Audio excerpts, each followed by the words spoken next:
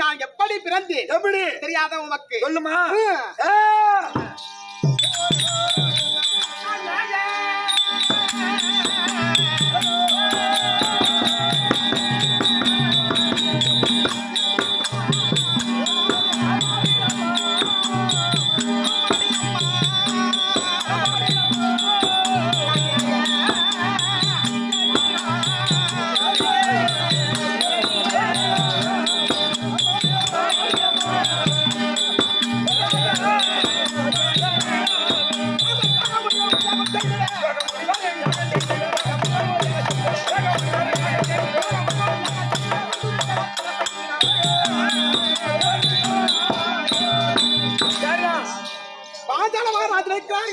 நீண்ட காலமா புத்திரம் இல்லாத அப்பொழுது என்னுடைய தந்தையார் இருக்கிறாரே பாஞ்சால மகாராஜனும் இதோ துரோணாச்சாரியாரும் அக்கினி கோத்திர முனிவர்கிட்ட வந்து தவம் செய்து கல்வி போதித்தார். ஆனா என்னுடைய தந்தையார் இருக்கிறாரே அவருக்கு மட்டமான புத்தி. ஆமாம், இவ துரோணாச்சாரி இருக்கிறாரே அவருக்கு கற்பூர புத்தி. கற்பூர புத்தி, கருத்துண்டு புத்தி. கருத்துண்டு புத்தி, கற்பூர புத்தின்னா ஒரு புள்ளு பள்ளிக்கூடம் படிக்குதுன்னா எல்லாம் வேலைக்கு போகல, எல்லாம் போகல. ஒரு பள்ளிக்கூடத்துல 1000 புள்ளு படிக்குதுன்னா ஏன்னா ஒரு 10-20 தான் போகும் வேலைக்கு. ஏன் 10 பேர் 20 பேர் போறாங்கன்னா விலகத்துல கேட்டுக்க. சரி, இப்ப காலேஜ் படிக்கிறாங்க களைவெட்டி. ஆமா, பிள்ளைங்களுக்கு புள்ள நல்லா படிக்குது, காலேஜ் படிக்க வைக்கிறாங்க. அப்ப இவங்க என்ன செய்யறாங்க தெரியுமா? பசங்க எல்லாம் 500 கொடு, 1000 கொடு கொடு சொன்ன உடனே எல்லாத்தையும் 500 புள்ள படிக்குதாச்சு இவங்க எடுத்து கொடுத்துறாங்க. அது போய் அவங்க ஊதாரி வேலை தான் செய்யுது, ஒழுங்கா படிக்கிறது இல்ல. ஆனா கஞ்சிக்கு வழி இல்லாதவங்க அந்த புள்ளைய படிக்க வைப்பாங்க. அந்த புள்ள என்ன செய்யும்? அது நல்லாவே படிக்கும், நல்லா படிச்சு அதான் முன்னேற்றத்துல வந்து வருது. அதனால என்னுடைய தந்தையார் இருக்கிறாரு ஒரு நாட்டுக்கு மகாராஜர். ஆனா அவருக்கு கரித்துண்டு புத்தி. யாருக்கு கரித்துண்டு புத்தி? ஆமா, அது கரித்துண்டு நெருப்பு வச்சோம்னா ஊதுனாதான் நகை கடையில பத்தர் இருக்காரு கறி அள்ளி போட்டு இப்படி ஊதுனாதான் அது பிடிக்கும் பிடிக்கும். அது கரித்துண்டு புத்தி. அதாவது கற்பூர புத்தின்னா அப்படி வத்தி விஷயத்து காடுறது. துரோணாச்சாரியர் ரொம்ப கஷ்டவாளி. அதனால அப்படி இருக்கும் தருவாயிலே அப்பொழுது சில்வத்தை கத்துக்கொண்டு வந்தார். அப்போது அக்கினி கோத்திர முனிவர்கிட்ட என்னுடைய தந்தையாருக்கு அந்த பாடம் ஏறவில்லை, பாடம் ஏறவில்லை. அதனால துரோணாச்சாரியர்கிட்ட என்னுடைய தந்தையார் வில்வித்தை கத்தார். யார்கிட்ட? துரோணாச்சாரியர்கிட்ட. ஆமா, சகல விதமான கல்விகளையும் கத்து.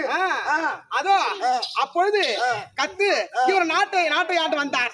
நாட்டை ஆண்டு வரும்பொழுது இவர் துரோணாச்சாரியர் இருக்கிறாரு. அவர் வீட்டுல ஒரு பசுமாடு இருந்தது. சரி, யார் வீட்டுல? துரோணாச்சாரி வீட்டுல. ஆமா, அது பசுமாடு இல்லாத ரொம்ப இதுவாயிடுச்சு. அதனால இவர் என்ன செய்தாரு? ஒரு குழந்தை பிறந்து விட்டது. யாருக்கு? துரோணாச்சாரியருக்கு. எப்படி பிறந்தது? கல்வி சாலையில படிக்கும் போதே அவர் கடைசியில உனக்கு என்ன குருதட்சணை வேணும்னு கேட்கும் போது தவிச்சு வரக்குள்ள ஒரு சொம்பு தண்ணி மொண்டு கொடு அப்படின்னு சொல்லிட்டு அவர் எதிராசனம் போயிட்டாரு. ஆனா ஒரு காலத்துல ஏதாவது தெய்வ கிடைச்சத்துல அவங்களுக்கு ஒரு குழந்தை பிறந்து விடுது. எப்படி பிறந்தது? எப்படி அவர் மனைவி இருக்கிறாங்களே கிருபி, யாரு? திருமணம் செய்து அப்பொழுது இவங்க ரொம்ப கஷ்டத்துல இருக்கும்போது பரமக்கடவுள் சோதிக்க வேண்டும். அப்பொழுது ஒரு முனிவராக வந்து அங்க சாப்பாடு வரும்போது நீங்க நிர்வாகமா இருந்து அன்னதானம் போதித்தால் ஆமா நான் சாப்பிடுவேன் சொன்னாங்க. அப்பொழுது இவங்க இலையெல்லாம் வச்சு பரிமாறினாங்க. இந்த நான் எப்படி நிர்வாணமா இருப்பேன்னு சொல்லிட்டு இந்த அழகான கூந்தல் இருக்குது, இந்த கூந்தல் எல்லாம் மேல பொத்தி கொண்டு இவங்க பரிமாறினாங்க. யாரே கிருபி அம்மா பரிமாறினாங்க. பரிமாறும் போது இந்த ஒரு பெண்ணுடைய அந்த காத்தடிக்கும் பொழுது பெண்ணுடைய ஆவணாவசம் எல்லாம் தெரிந்த உடனே இவங்க என்ன செய்தாங்க, இந்த முனிவர் அமர்ந்திருக்காங்க அவங்க விந்தாகப்பட்டது அந்த சாதத்தில் கலந்து விட்டது, வீரியம் கலந்து விட்டது. ஆமா, வீரியம் கலந்த உடனே அப்பொழுது இவங்க சாமியார் மறைந்து விட்டார்கள். அப்பொழுது இவங்க என்ன செய்தாங்க, வீட்டுல ஒரு குதிரை வளர்த்திருந்தாங்க.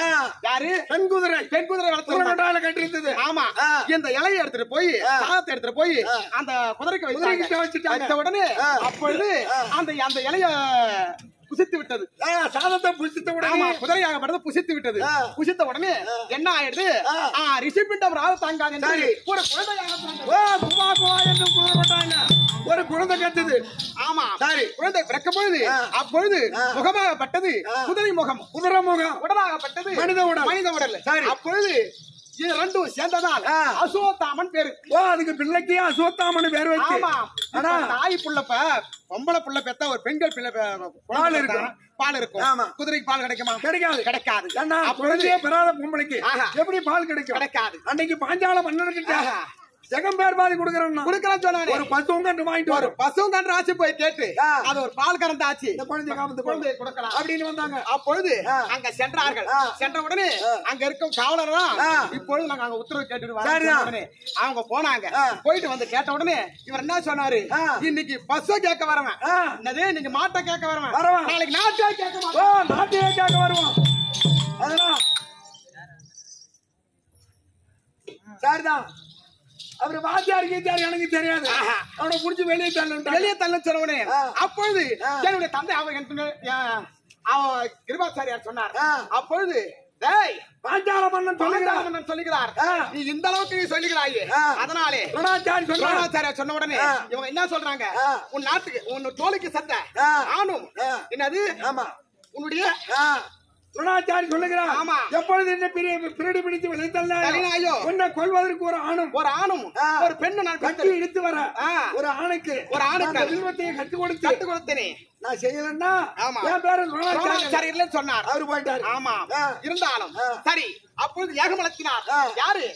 என்னுடைய தந்தையானவர் பாஞ்சால மன்னன். ஆமா, யாகத்தை வளர்த்த உடனே அதுல யாரு முதல்ல பிறந்தாரு?